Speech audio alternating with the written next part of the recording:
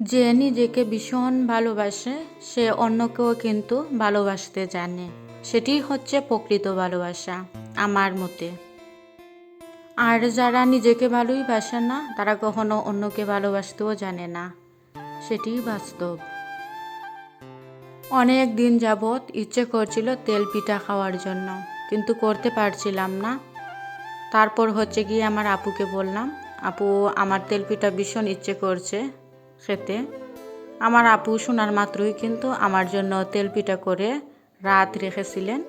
আর সকালে উঠে আমি যখন ফ্রিজে হাত দিয়েছিলাম তখন দেখি আমার জন্য তেল পিঠা করে রাখা। আমি তো দেখে ভীষণ খুশি হয়ে গিয়েছিলাম।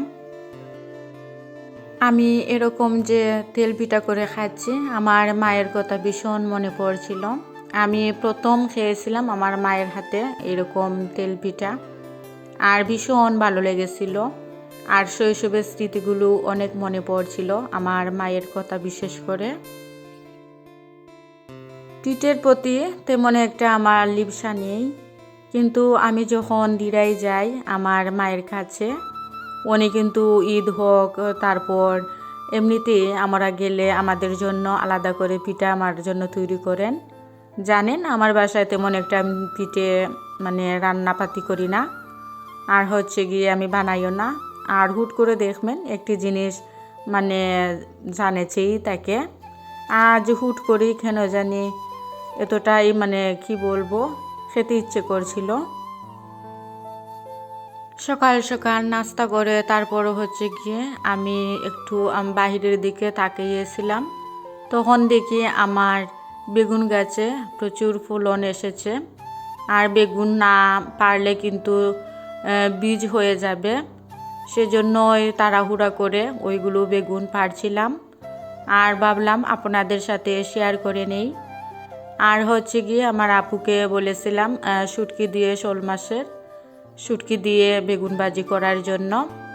আমার আপু কিন্তু ভীষণ মজা করে রান্না করেন, আর আমার অনেক ভালো লাগে খেতে আমার আপুর হাতের রান্না।